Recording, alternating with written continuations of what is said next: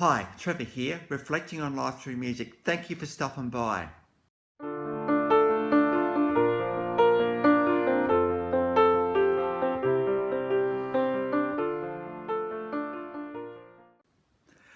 Well, I trust you enjoyed my last video on gospel legend Andre Crouch. And we looked at this concept of many people in this world who are actually starting again and living, friends, the whole thing, and never alone. So trust you found that one encouraging. Well, this is a classic case of a video today where I wish I'd found out about this guy sooner. Now, I must be just so ignorant because this guy's considered one of the best songwriters of all time. Certainly in his heyday, he was probably one of the best and one of Canada's greatest songwriters. And so we're talking about an absolute legend today. Unfortunately, he did leave us recently. And there's been a lot of tributes to this guy ever since. The story started in 1938 in Orilla in Ontario. And he got his start basically in church choirs, and it was Ray Williams who discovered this voice. Hey, we might have something here. Bit of a baritone voice here, bit of richness, and just if we can just add a bit of emotion and confidence, we're going to have an absolute world-class act here. And so he very much was responsible for encouraging Gordon Lightfoot, who we're talking about today, in his start. Now, Gordon Lightfoot, again, one of Canada's greatest songwriters. In fact, in his heyday, some were saying one of the greatest songwriters in the world at the time. And we'll get onto one of these songs with some of the most compelling lyrics in a minute. Gordon Lightfoot defined folk rock in the 60s and 70s. He played a 12-string guitar, and apparently he's a little bit of a perfectionist with the guys around him, because often to get a really, really good song, you've got to be a perfectionist to really get your vision across. And so if your bandmates can kind of step up to the plate, it can be absolutely amazing. So in 1965, he thought, well, I've got a bit of a career here, so I think I better get a manager, and he did that, and he got signed to United Artists Records. So there we go. When you think United Artists, you think James Bond, and so absolutely. And then out in 1966, we had the album Lightfoot. I love the name Gordon Lightfoot. There's just something about the name which is pretty good. And also goes along with him and who he is as an artist. It kind of defines him a lot, because when you listen to his songs, there's such intensity in the lyrics, but there's just a light touch to them that just makes them just kind of settle into an easy armchair. But you're thinking, well, these lyrics are pretty full on at the same time, but I'm comfortable to sit here. So off that album, we've got Early Morning Rain. So of course, Gordon, given Canada is such a beautiful place, that to be inspired by the surroundings of Canada is very easy thing to do. So we've got Early Morning Rain. That's a live version.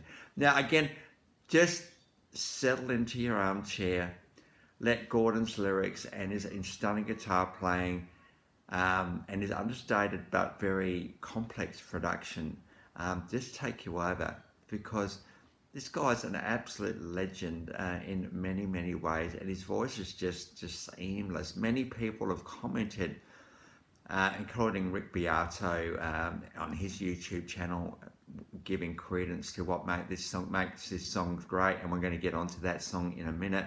That, you know, he's just so effortless, and it was a real loss to the world when he died recently. So between 1966 and 1968, there were 4 studio albums, right? 4 albums in that period. So we're talking, what, 10 songs an album? 40 songs, there's probably double that, because there'd be songs that haven't been included. And so, you know, he was absolutely, he well and truly just could not help himself but write really good songs. And so 4 studio albums in that period. He got signed to Warner Brothers in 1970. He thought, hang on a minute, we got something here. Let's actually sign this guy before anybody else does. And so Warner Brothers, one of the powerhouses of music, signed him, which is pretty cool.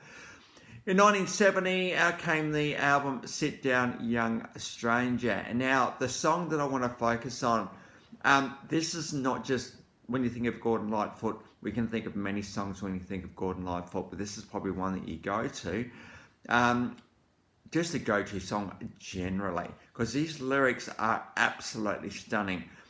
If you could read my mind. Now, again, I'm feeling a little bit about myself today, because you know what? Sometimes you need to give a person more notice than you do, and this is a classic case with Gordon Lightfoot. I think for me, it was just a bit before my time. For me, popular music didn't really hit me until in the 1980s. But, this is a classic case of someone who you really, really need to take notice of, because he is a master singer, guitarist, songwriter. Now, some lines in this song. As I'm a ghost, you cannot see. If there was a book written, the hero would be me, but heroes often fail. Well, there we go. I'm a hero in a book, but heroes often fail. Oh my goodness. What absolutely staggeringly honest lyrics those ones are. Now, we're talking about a relationship that seems to be in trouble a little bit here. Maybe a relationship with not honesty. There's a lot of things unsaid, and a lot of things that if we were able to discuss and talk about things rationally, these things would come out. God, how do you unravel the hero in a book? The hero would be me, but heroes often fail. How do we unravel stuff like that? So I think where I want to go today in this reflection part of this series is the concept of, particularly when relationships start. It's all very good at the start, right? The grass is green, the birds are singing, the sky is blue, everything is just really, really colourful, because you've got this new love in your life and it's exciting. But I don't know about you. My recent experience, particularly when you are starting again, is that when someone else comes along, your brain goes all over the place, and you can't really make sense of what's happening a little bit, because all these emotions and stirrings that you thought would go on come back, but because you have been through stuff in the past, you're not quite sure what to do with them, whether you can even trust them. But you know what, at the start of relationships, if you get some little glimmer of something that you think, oh, I'm not so sure about this thing. This thing's a bit of a thing. But do we talk about it? Well, no, we don't, because we don't want to disrupt this beautiful thing. And I really think what Gordon is saying in this song, I say, if you could read my mind, I really, really would love you to be able to read my mind. And perhaps even better than that, because I know reading minds is pretty hard. But let's sit down and talk about this stuff. But we don't at the start, do we? We don't. We don't want to muck it up. But I'm in work with clients, and we have this thing called a choice and control conversation. So what happens in a choice and control conversation is that there may be something that they need to be made aware of, or something that we invite them to consider. We always talk about inviting, not chucking it down their throat. But there's something they need to know, or something that is going to help them, but they can't have entertained such things if they're not invited into the space of consideration. I think this is where we're going today. That if you are right at the start thinking, oh, this is a bit of a thing, the worst thing we do is keep it to ourselves. But at the same time, in this completely vulnerable state where both people are probably really trying to work out what's going on, actually, having an opportunity to gently talk about stuff is not a bad thing. Because what would be great would be because many songs have been written over the years because the words have not been able to get out there. Hopefully Gordon would have played this one to his partner at the time, and they would have been able to have a bit of a chat about it. But we don't want to have these conversations, do we? But we do. We really, really do. because often what happens, particularly if both partners are open and transparent and wanting the best for each other, well, conversations like this one's actually really, really good. And if you do actually get through it, and you've got to keep it level and placid, by the way, the whole way through, ask lots of questions of each other. Don't come up with the answers before they finish talking. You know, it could be that someone says something to you and you're thinking, oh yeah, that's right, now I've got this point to make. Instead of doing that, think of the line they've just made and ask a question about that instead. Trevor, what are you trying to say here, people? See, you're screaming me down there. But, you know, conversation's about conversation, right? Well, yes, it is. And both people contribute, they absolutely do. But don't put your point of view in so quickly. Check your words like this one. The hero would be me, but a hero often fail. But you're my hero, you never fail. No, stop. He feels like he's failing here. Oh, well, give me a situation of when you failed. Help me to understand that a bit more, because that's a pretty confronting lyric right there.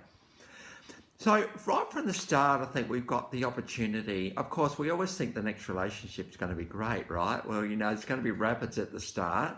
But how can we get this this culture of communication and collaboration right from the start? So in those moments when we're feeling about something, we'll say, hey, look, something like, hey, look, I'm having a ... moment right now. I have some words to say, but I don't really know how to say them, but I need to say them. Can we kind of work it out together a little bit? And the other person's probably saying, well, actually, I'm also having a ... thing going on as well. Perhaps we need to have a ... conversation. That's often what I do, right? If I don't know the words to say, I sometimes say, look, I'm having a ... moment. And people want to understand that. They really, really do. And so the encouragement for you young lovers out there in new relationships, get the communication, conversation and stuff right off from the start. It can be pretty cool, and the relationship will only deepen if it goes well. So we've got a live version, 2 live versions actually of this one. We've got one from 1972 and one from 2000. So pretty cool to see Gordon in different stages of life there. Another song that you tend to think of when you think of Gordon Lightfoot is Sundown. This came off the album of the same name in 1974. Just again, a bit more of a country feel to this song again. And you know, just when you hear this one live, it's got a real country feel to it, but it's got everything there. Incredible guitar playing, bass, drums, vocals, the whole thing, backup vocals, everything is just so really compelling. And so we've got the Sundown, another classic of his from 1974. Now, as I've shared, Gordon did leave us on the 1st of May 2023. He was the age of 84. And so what I've actually also got below is I've got a bit of a compilation tribute video to him from a few of the artists that making comment of this absolute legend and inspiration. Between 1960 and 1987, there were 20 studio albums. So that's a 27-year career. He obviously was around for longer than that, but as far as his recording career, 27 years, 20 albums in 27 years, 3 live albums, 19 compilation albums, 5 video albums, 47 singles. Many of his albums have become gold multi-platinum status, estimated to have sold around 6.5 million albums. So in the scheme of things, pretty successful. He's won 16 Juno Awards, that's at Canada Music Awards. He's been inducted into the Canada Music Hall of Fame. In fact, that was done by Bob Dylan, who's a bit of a hero of his. And I think they've kind of inspired each other a little bit, Bob and Gordon. Nominated for 5 Grammy Awards. He has received an Order of Canada, very high honour indeed. He's a doctor of Trent University. He's considered the 5th best songwriter in Canada's history, and as I said, at his time, one of the best in the world. So we're talking about an absolute legend, an inspirational, motivational legend right here. It was great to actually be able to give him a bit of a tribute today. If any of the Lightfoot family are watching, I can't do this guy justice. I really, really can't. And you guys know that, because the thing about songwriting is it's mystery. And so you can't put mystery into words, and sometimes. And so Gordon Lightfoot goes, may he rest in peace, goes with creating some absolute songwriting masterpieces that have all got us to think and to contemplate life just a little bit differently. So, if you come back for another one of this, and by the way, the links to all those clips, how many got? 1, 2, 3, 4, 5 clips in the description below. I've also included my last video from Andre Crouch. I always tend to do that. So if you want to recap on him, feel free. Well, if you've come back for another one, or this is your first time, the Life Reflections to Music, thank you to everyone for coming back or coming here for the first time. We do get a bit of a mix of first timers and people coming back according to what the back end tells me. Not that I look at the back end that much, mind you. You know, I tend to just put them out there and, you know, trust that the content is doing what it needs to do. If it's touched one person, encouraged one person, it's done its job. Well, that's it for today. Next time, as I continue to go onto artists that I'm remembering from A to G, and there are quite a few to come. I should never put a statement as that to say we're about to rip into H, because I reckon I've got another 10 at least that I've thought of. And that's great, because, you know, if someone comes into my Facebook feed, you know, they're going to get a go. Because, you know, they're a recording artists, they've had some success, and they've changed the world in their own little way. So that's what we're going to do. So we're going to go into the Allman Brothers Band next time. So until then, I'll catch you around. Bye for now.